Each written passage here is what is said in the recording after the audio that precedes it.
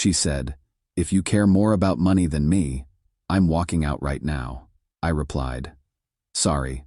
Let her go, sat alone in the dark, and blamed myself like always. Hours later, I found something hidden in our apartment and realized she never actually left. I watch Karis throw clothes into her overnight bag. Same ritual, different trigger. This time it's because I mentioned she spent $300 at some influencer's pop-up event. Not even an argument. Just a casual observation. I met Karis Thorne 2 years ago at a farmer's market in Portland. I was fixing the electrical panel for one of the vendor stalls. She was setting up her flower booth. She had this creative energy that drew me in. Made me feel like maybe I could be more than just a guy who fixes broken things. We moved in together after 8 months. Small apartment in Oregon. Nothing fancy, but it was ours. Or so I thought. The first time she threatened to leave was 6 months in. I'd made plans with my buddy to watch a game. She wanted me to go to some art gallery opening instead. When I said I'd already committed, she went quiet. Then she said those words, "If I'm not your priority, maybe I shouldn't be here at all." I canceled my plans. Looking back, that was the moment I should have seen it. But I was in love. And when you're in love, you tell yourself that compromise is normal, that relationships take work.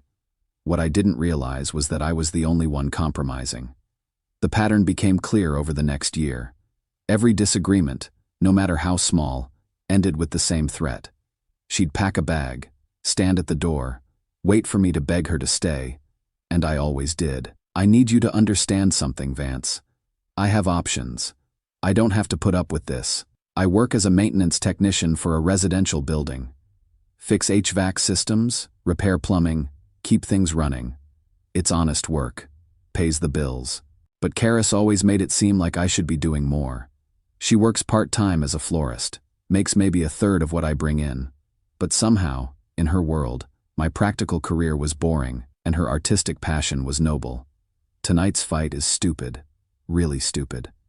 I mentioned the $300 because we're supposed to be saving for a better place, a real apartment with space for both of us to grow. "You're tracking my spending now?" She throws a sweater into the bag with theatrical force. "I'm not tracking anything. You showed me the receipt yourself. You were excited about it. And now you're using it against me. I'm just saying maybe we should be more careful with..." There it is. More careful. More boring. More like you. My stomach twists. I've heard variations of this before. The implication that I'm somehow less than. That my stability is a character flaw. "Karis, can we just talk about this calmly? I don't want to talk. I want to leave. Clearly, I'm not what you need." She zips the bag, grabs her keys, heads for the door. I stand there, frozen. My brain screaming at me to let her go this time, but my heart, that stupid organ, starts panicking. "Wait." The word comes out before I can stop it. She pauses at the door, doesn't turn around, just waits. "I didn't mean to make you feel bad. I just want us to have a future. Then stop making me feel like I'm doing something wrong." "I'm not trying to. I need space, Vance. I'm staying with Lennox tonight." Lennox Reed, her best friend, the one who's always telling her she's too good for me. The door closes. I stand in the empty apartment. This is the pattern. She'll ignore my calls for a few hours. Then she'll text something vague. Then she'll come back tomorrow with conditions. Rules I need to follow to prove I care. I sit on the couch, try to process what just happened. How did talking about our budget turn into this? An hour passes. I text her. No response. 2 hours. I call. Voicemail. Around midnight, I can't sleep. I get up to grab water. That's when I notice something. The hallway light sensor has been acting up. Motion activated, but sometimes it stays off. I've been meaning to fix it. As I walk past the front door, I hear something. A shuffle, like fabric moving. I freeze. I wait. 30 seconds of silence. Then I hear it again. Someone shifting their weight outside my door. My heart pounds. I move to the peephole as quietly as possible. Karis is standing in the hallway, in the dark, still holding her overnight bag. She hasn't left. She's just standing there. I watch through the peephole for 5 full minutes. She doesn't move, just stands in the shadows, phone in hand, waiting. Waiting for what? Then it hits me. She's waiting for me to open the door, to come after her, to beg. The realization feels like ice water in my veins. She never leaves. She just makes me think she's leaving, so I'll chase her. I step away from the door, go back to the couch. My hands shake with something between anger and disbelief. 20 minutes later, I hear her key in the lock. She comes back in, quiet as a ghost. Doesn't turn on the lights. Just sets her bag down and goes to the bedroom. I pretend to be asleep on the couch. In the morning, she acts like nothing happened. Makes coffee, kisses my forehead. I'm glad we worked through that. We didn't work through anything. She just played her game and assumed she won. I should have ended it that night. Should have called her out on the hallway trick. But I didn't. Instead, I tried something different. I set boundaries. Karis, we need to talk about the breakup threats. We're sitting at our small kitchen table. Sunday morning. She's scrolling through Instagram, barely listening. What threats? Every time we disagree, you threaten to leave. It's not healthy. She looks up, eyes wide with manufactured hurt. I don't threaten. I just express my feelings. If you make me feel unwanted, I'm not going to stay. But you do stay. You always come back. Because you show me you care. By chasing you? By begging? By fighting for us. She reaches across the table, takes my hand. Vance, I need to know you'll fight for me. That's how I know it's real. It sounds romantic when she says it like that. Like I'm some knight proving my devotion. But my gut tells me it's manipulation. I need you to stop threatening to leave every time we have a disagreement. She pulls her hand back. You're trying to control how I express myself now? I'm trying to have a relationship where we solve problems instead of what? Instead of me having any power? You want me to just accept whatever you say? That's not what I'm saying. It's exactly what you're saying. You want me powerless. I take a breath. Stay calm. I want us to communicate without threats. She's quiet for a long moment. Then she nods. Okay, you're right. I'll work on it. I feel a small surge of hope. Maybe we can fix this. I was wrong. 2 weeks later, we're fighting about my weekend plans. I want to take a certification course for advanced electrical systems. It's 2 Saturdays, morning sessions only. So you're abandoning me on weekends now? It's just 2 mornings. You can come with me if you want. To watch you sit in a classroom? Sounds thrilling. Karis, this certification could mean a raise. More money for us. There's always something, isn't there? Always some excuse to not be present. I'm here every day. I work. I come home. I'm with you. Physically, maybe, but emotionally, you're checked out. This is how she does it. Twists everything until I'm the problem. I'm taking the course. Her face hardens. Fine. Do whatever you want. Clearly, I don't matter. She doesn't pack a bag this time. She just leaves. Walks out with her purse and phone. Blocks me on everything. For 3 days, I have no idea where she is. No contact. No updates. I'm worried. Despite everything, I'm worried. Then I remember something. 6 months ago, Karis kept losing her keys. I bought her an AirTag keychain as a practical gift. She thought it was sweet. I pull up the Find My app on my phone. The AirTag is still active. She's at Lennox's apartment. Has been the whole time. The relief that she's safe gets immediately overwhelmed by anger. She's been at her friend's place, ignoring me, letting me worry. But something else nags at me. Why stay at Lennox's for 3 days when she has her own home? Then I remember, last month, I had to fix a drawer in Karis's desk. It was sticking. While I was working on it, I saw a small notebook tucked in the back. I didn't think much of it then. Now I do. I go to her desk, find the drawer. The notebook is still there. The cover says leverage in her handwriting. I open it. Page after page of notes. About me. My fears. My insecurities. Things I told her in vulnerable moments. Vance is terrified of ending up alone like his father. Vance feels like he failed when his parents divorced and he couldn't fix it. Vance needs to feel useful to feel valued. Each fear is documented. with notes on how to use them. When he pulls away, remind him his dad did the same thing before he left. If he prioritizes work, frame it as him repeating his father's mistakes. He'll always chase if I threaten to leave, just like he chased his mom when she'd lock herself in the bedroom. My hands shake as I read. This isn't love. This is a playbook, a manual for manipulating me. I take photos of every page, then I find something else. A small camera, hidden behind the bookshelf, pointed at the living room. My blood runs cold. I leave everything as it is. Close the notebook, put it back. Leave the camera, but I'm done pretending. On day 4, Karis comes home. She looks tired, makeup smudged like she's been crying. I'm sorry, she says. Stands in the doorway. I overreacted. I was scared you were choosing your career over me. I'm sitting on the couch. I've had 4 days to think, 4 days to see everything clearly. Where were you? At Lennox's. I needed space to think. For 4 days. I was hurt, Vance. You don't understand how it feels to be. I found the notebook. She freezes. What notebook? The one labeled leverage, in your desk drawer. Her face goes pale, then red. Then she tries to pivot. You went through my private things? You documented my trauma to use against me. That's not what, those are just notes. I was trying to understand you better. There are instructions, Karis. Instructions on how to manipulate me based on my fears. You're twisting this. And I found the camera. This time, she doesn't try to deny it. She just stares at me. How long have you been watching me? I ask. I wasn't watching you.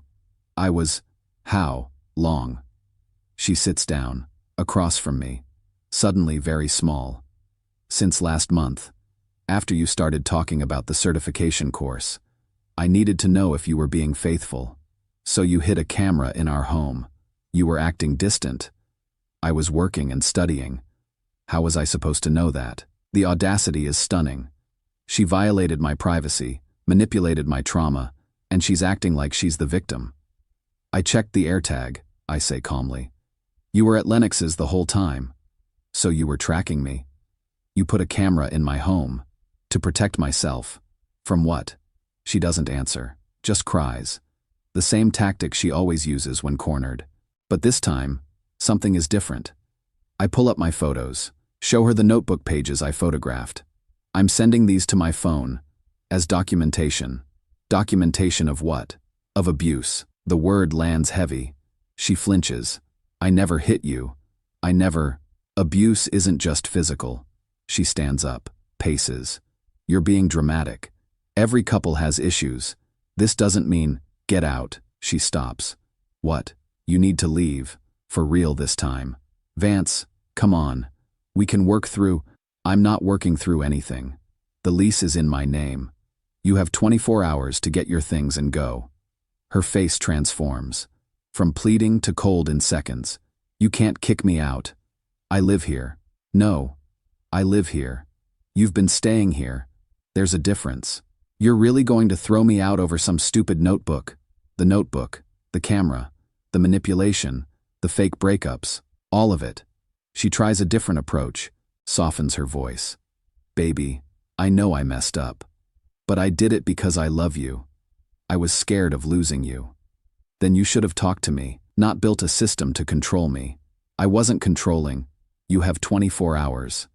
I stand up, walk to the bedroom, start packing a bag. Where are you going? To a friend's place. When I come back tomorrow, you need to be gone. And if I'm not, then I'll call the police and show them the camera you installed without my consent. I leave, spend the night at a co-worker's place. When I come back the next day, Karis is still there. Of course she is. She's sitting on the couch, smiling. Like this is all some game that she's about to win. I knew you'd come back. To my apartment. Yes. I mean, I knew you wouldn't actually kick me out. You're not that kind of person. I set my bag down, pull out my phone. I brought someone with me. Brooks Holloway walks in behind me. He's the older mechanic who lives downstairs. Seen me sitting on the bench outside more times than I can count after these fights. Who's this? Karis asks. A witness, Brooks says simply. A witness to what? I walk to the bookshelf. Remove the camera. Hold it up. To you removing your belongings and leaving. Karis's eyes widen. You can't just. I can. The lease is mine. I've given you notice. You've refused to leave. That's trespassing. You're really doing this? Over what? Some relationship problems? No. I set the camera on the table, pull out my phone, show her the photos of the notebook pages. Over documented psychological abuse. Brooks looks at the photos. His weathered face hardens. Ma'am, I think it's best if you pack your things. Karis looks between us, realizes the game is over. I don't feel safe with him acting like this. It's her last play. The damsel card. Brooks doesn't bite. I'll stay right here while you pack. Make sure everyone stays safe. She tries tears. You're going to regret this, Vance. You're throwing away the best thing that ever happened to you. I don't respond. She tries anger. You're pathetic. No one else is going to put up with your boring, broken self. I still don't respond. Finally, she packs, takes her clothes, her things. Brooks helps carry boxes to her car. Professional, calm. When she's done, she stands at the door one last time. This isn't over. Yes, I say. It is. She leaves. Brooks stays for a bit. Makes sure she doesn't come back. We don't talk much. He just nods at me before he goes. You did the right thing, son. I spend the evening deep cleaning the apartment, finding the other cameras she'd hidden. There were 3 total. I throw them all away. I got the certification, then another one. Now I'm a lead maintenance supervisor for a property management company. Better pay, better hours, actual respect. I live in a different apartment now. Bigger, quieter, no hidden cameras. I heard through mutual acquaintances that Karis tried the same patterns with her next boyfriend. And the one after that. Eventually, word got around. Last I heard, she moved to Seattle. Someone asked me recently if I was dating again. Honestly, I am. But it's different now. I learned something important from that relationship. Love doesn't require you to be afraid. Real love doesn't weaponize your fears. It doesn't turn your vulnerabilities into ammunition.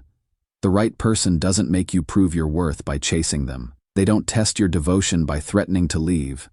They just stay. Through the boring parts. Through the disagreements. Through the ordinary, everyday work of building something real. I spent 2 years with someone who treated "I'm leaving" like a nuclear option in every argument. And I stayed because I thought that's what love required. Constant vigilance, constant proving, constant fear of abandonment. Now I know better. The safest relationship is one where you never have to beg someone to stay. Where you're both all in, not because you're afraid of being alone, but because you genuinely choose each other. I'm not bitter. I'm grateful. That relationship taught me exactly what I won't tolerate. It showed me that walking away from manipulation isn't weakness, it's self-respect. And when I finally stopped trying to fix a relationship that was designed to keep me broken, I fixed myself instead. Brooks still lives downstairs. We grab coffee sometimes. He told me once that he'd watched his own son go through something similar. That's why he didn't hesitate to help. Some people, he said, they don't love you. They love the power they have over you. Knowing the difference saves you years of misery. He was right. I'm alone now. Sort of. Dating casually. Building a life that's mine. No hidden cameras. No notebooks documenting my weaknesses. No one standing in dark hallways waiting for me to chase them. Just me. My work. My peace. And honestly, that's the most stable thing I've built in years. Thanks for sticking with this story to the end. Make sure to subscribe and hit that like button. What do you think? Did I wait too long to leave, or did I handle it right? Drop your thoughts in the comments. I read them all. Stay strong out there. And remember, if someone treats your relationship like a hostage negotiation, you're not the negotiator. You're the hostage. Don't be a hostage to someone else's emotional games. Peace.